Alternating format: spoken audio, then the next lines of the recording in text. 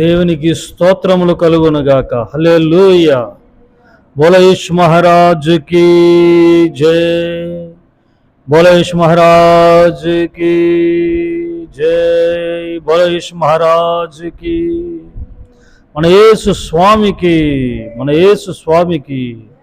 ఆమేన్, ఆమేన్, ఆమేన్. స్తోత్రం, స్తోత్రం.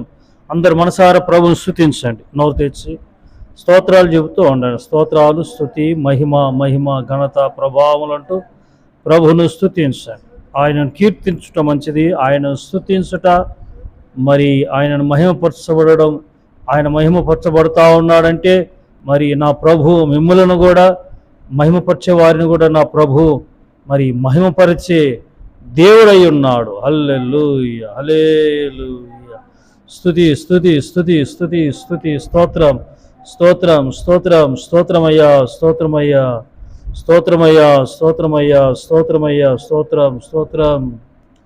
గుండె చెదరిన వారిని బాగు చేయు వాడని, గుండె చెదరిన వారిని బాగు చేయు వాడని, వారి గాయములన్నీయు కట్టుచున్న వాడని, వారి గాయములన్నీయు కట్టుచున్న వాడని. దేవునికి స్తోత్రము గానము చేయుటయే మంచిది, మనమందరము స్తుతి గానము చేయుటయే మంచిది. దేవునికి స్తోత్రము గానము చేయుటయే మంచిది, మనమందరము స్తుతి గానము చేయుటయే మంచిది. ప్రభు మనకిచ్చిన నూతన దినాన్ని బట్టి మనసారా నిండు హృదయముతో, నిండు మనస్సుతో ప్రభును స్తుతిద్దామండి. పూర్ణ శక్తితో, బలముతో, మనస్సుతో ప్రభును స్తుతిద్దాం. స్తోత్రం, స్తోత్రం, స్తోత్రం.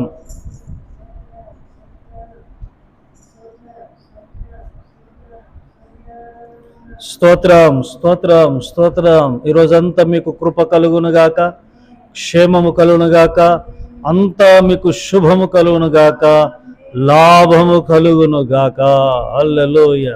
ప్రతి నష్టపరిచే ప్రతి చీడు పురుగును, మీ పంటను తినవి ప్రతి పురుగును నా ప్రభు గద్దించునుగాక. ఈరోజంతా మీకు కృప, లాభము, క్షేమం కలుగునుగాక, అంతా మీకు లాభం కలుగునుగాక. హల్లెలూయా. నా ప్రభు మిమ్మల్ని, మీ కుటుంబాలను సమృద్ధిగా దీవించి మరి మీ కుటుంబాలన్నిటినీ పచ్చగా నుంచునుగాక. మీ బిడ్డలను నా ప్రభు ఆశీర్వదించునుగాక. మీ పిల్లలందరూ నా ప్రభు దీవించునుగాక. ఉన్నతమైన చదువులను, మరి ఘనమైన ఉద్యోగాలను నా ప్రభు మీ పిల్లలకు దయచేయునుగాక. అలాగే మిమ్మల్ని దీవించునుగాక. ఈరోజు పెళ్లి రోజులు, పుట్టినరోజు జరుపుకుంటున్న ప్రియులను బట్టి ప్రభుని స్తుతిస్తూ మీ అందరిని నా ప్రభు ఆశీర్వదించునుగాక ఈ సంవత్సరం అంతా. అలాగే మరి ఆయా సమస్యలతో, అనారోగ్య సమస్యలతో, అప్పుల సమస్యలతో బాధపడుతున్న ప్రియులను కూడా నా ప్రభు విడిపించునుగాక. సంతానం లేకుండా బాగుంటున్న వారి విషయాన్ని కూడా దేవుడు సంతానం దయచేయునుగాక. పెళ్ళిళ్ళు కాకుండా ఉంటున్న వారి విషయాన్ని కూడా మంచి జీవిత భాగస్వాములను మరి జతపరచునుగాక నా ప్రభు. వీటన్నిటిని బట్టి ప్రభు స్తుతిద్దామండి. స్తోత్రం, స్తోత్రం, స్తోత్రం. అందరు రెండు చేతులు ఎత్తి ప్రభుని స్తుతిస్తూ ఉండండి. స్తోత్రం, స్తోత్రం, స్తోత్రం, స్తోత్రం, స్తోత్రం. అలాగే మన దేశాన్ని బట్టి, నాయకులను, పాలకులను బట్టి, మరి ప్రభుత్వాలను బట్టి, మరి ఆయా ప్రాంతాల్లో క్రైస్తవుల దాడులు జరుగుతున్నాయి. దాడులు జరగకుండా మరి నా ప్రభు మరి కట్టడేలాగున మరి క్రైస్తవుల పక్షాన నా ప్రభుయే వాద్యమాడువాడు. యుద్ధం యెహోవాదే.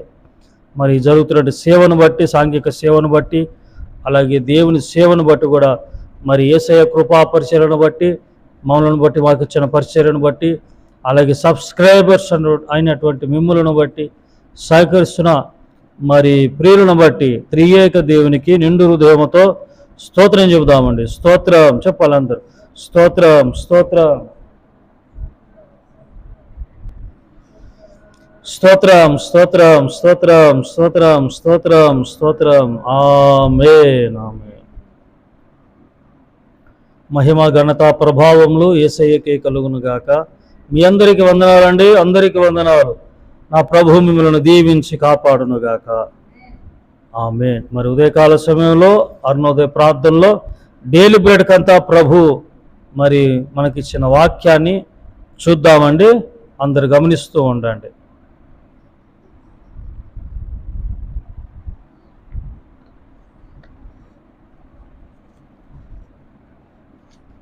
ఓకే అండి. మరి కీర్తనలు 101 మొదటి చరణం చదువుతాను. కీర్తన, దావీదు కీర్తన 101 మొదటి చరణాన్ని చదువుతాను. నేను కృపను గూర్చియు 101:1 నేను కృపను గూర్చియు న్యాయమును గూర్చియు పాడేదను, యెహోవా నిన్ను కీర్తించేదను. నేను కృపను గూర్చియు న్యాయమును గూర్చియు పాడేదను, యెహోవా నిన్ను కీర్తించేదను. దావీదు అంటున్న మాటలు ఇక్కడ. అయా మరి నేను నిన్ను కీర్తిస్తాను, నీ కృపను బట్టి, నీ న్యాయాన్ని బట్టి. దేని బట్టి అండి? కృపను బట్టి, న్యాయాన్ని బట్టి నిన్ను కీర్తించేదను. పేతురు ఎవరండి? పేతురు ఎవరు? ప్రవక్త. పేతురు ఎవరు? అపోస్తలుడు, దేవుని చేత పిలువబడినవాడు. మరి దేవుడు న్యాయం చేశాడా పేతురికి? చూద్దాం. లూకాసు వార్త 4వ అధ్యాయము, లూకాసు వార్త 4వ అధ్యాయము 38-39. 4వ అధ్యాయము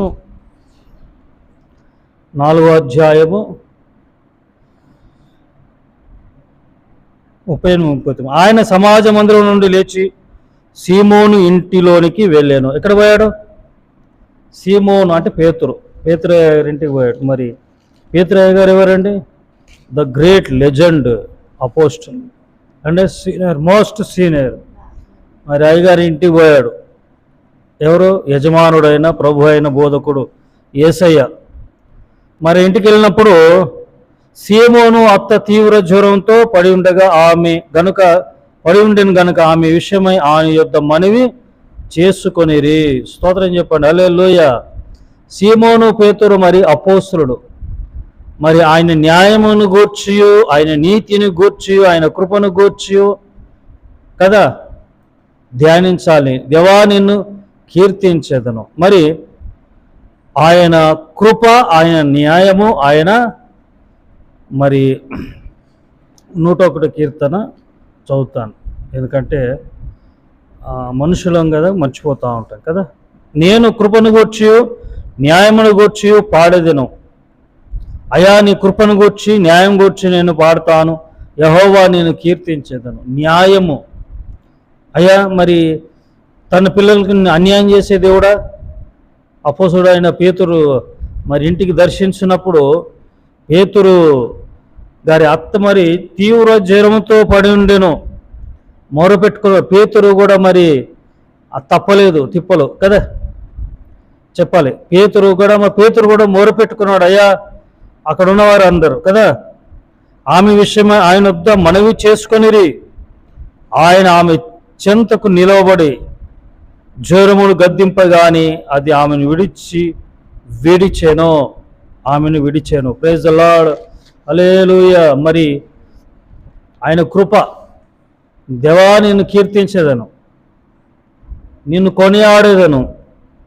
మరి పేతురు అయ్యగారు ఏమంటున్నారా? పేతురు పెద్ద సీనియర్ పాస్టర్ గారు అయ్యగారు. మరి ఆయన కూడా సమస్యలు వచ్చాయి. ఆయన ఇంటికి వెళ్ళినప్పుడు మరి అత్త ఏమో జ్వరంతో బాధపడినప్పుడు మరి దేవుడు అన్యాయం చేసే దేవుడా? బజారులేమో సమాజంలో బాగు చేస్తూ వచ్చాడు కదా. మరి సొంత మరి శిష్యుడైన పేతురు కుటుంబంలో ఏమైనా సమస్యలు ఉంటే అలాగే మౌనంగా ఉండిపోతాడండి. ప్రభు న్యాయం చేస్తాడు కదా, కృపను దయచేస్తాడు కదా. మరి అత్త జ్వరాన్ని దేవుడు నా ప్రభు గద్దించాడు. హల్లెలూయా.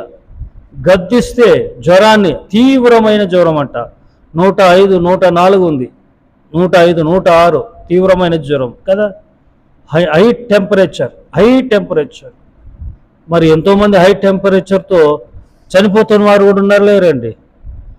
తీవ్రమైన జ్వరం వచ్చి అది మరి నశానికి ఎక్కుద్దంట, మెదడు పాడు చేస్తాడంట, మెదడులో ఉన్న నాళాలను ఈ వాటిని